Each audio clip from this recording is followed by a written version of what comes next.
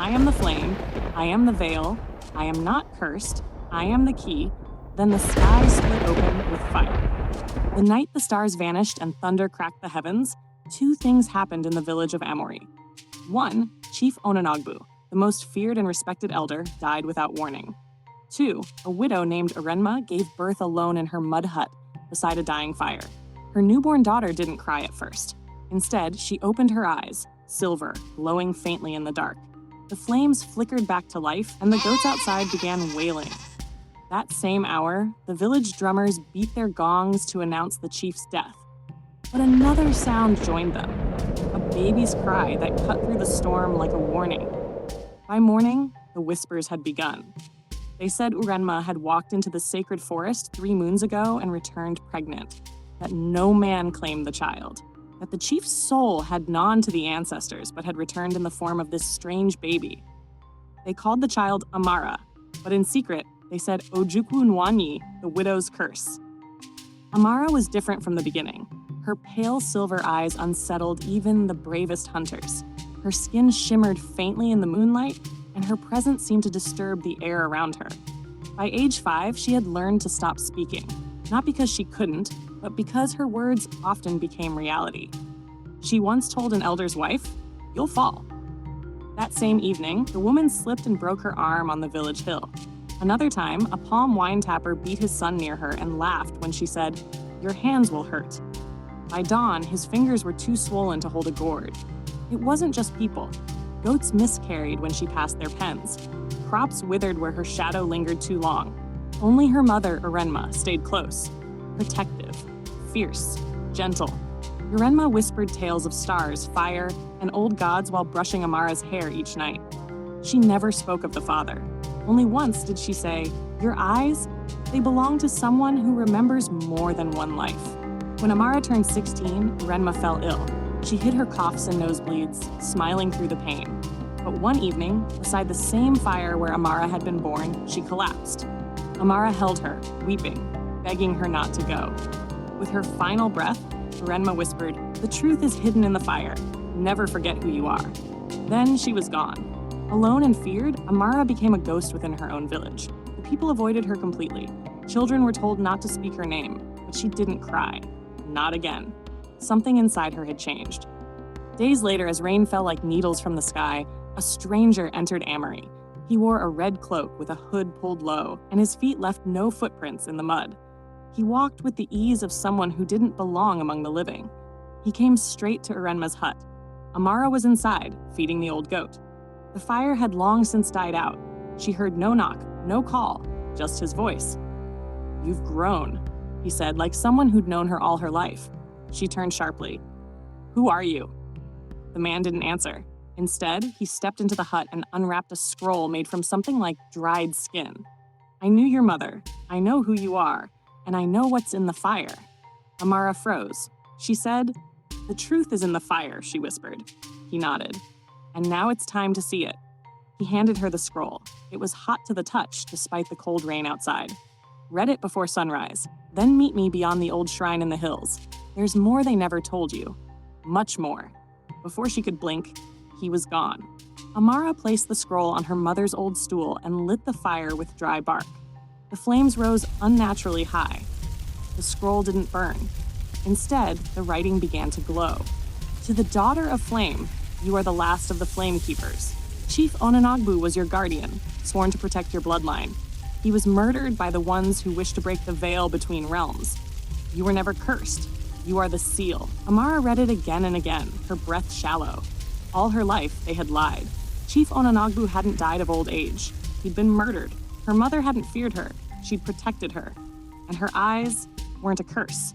They were a sign. Before dawn, Amara climbed the rain-soaked hill to the ruined shrine, where no one dared go anymore. The wind was sharp. The forest was silent. The stranger stood there, cloak fluttering like a flame. "You read it," he said. Amara nodded. He reached into his cloak and pulled out a pendant shaped like a burning sun. It glowed softly. "Your mother wore this the day she fled the temple. She was one of us once." "Us?" Amara asked. "The Flamekeepers," he replied. "Guardians of the veil. Protectors of balance between the spirit world and ours." "But why did they lie? Why did the villagers hate me?" Because, he said slowly, your power is the last piece. And they are no longer fully human. Suddenly, a loud howl ripped through the trees, deep, snarling, inhuman. The stranger's eyes narrowed. They're here. Amara turned. Shadows moved in the forest. Shapes too tall, too twisted, too fast. The stranger grabbed her hand. If they catch you now, the veil will fall. She stared into the darkness. What happens if the veil breaks? He answered with one word, extinction. They ran through the forest, Amara and the red-cloaked stranger, as the creatures closed in. Their snarls were guttural, as if they were choking on human voices. Long limbs, glowing eyes, and skin like ash moved between the trees with unnatural speed. They're shades, the stranger panted, pulling Amara beside a tree carved with ancient symbols. Twisted spirits wearing the bodies of the corrupted. Corrupted? Amara gasped. You mean? Yes, he said grimly. Some of the villagers. Not all, but many. The enemy has been feeding off fear for years. A shade leapt at them. Amara raised her hands to shield herself, and fire exploded from her palms, bright and loud. The shade screamed and vanished in a burst of smoke. Amara stared at her hands, trembling. What was that? The flame answers you now, the stranger said. It knows you're ready. As they moved deeper into the hills, he told her everything.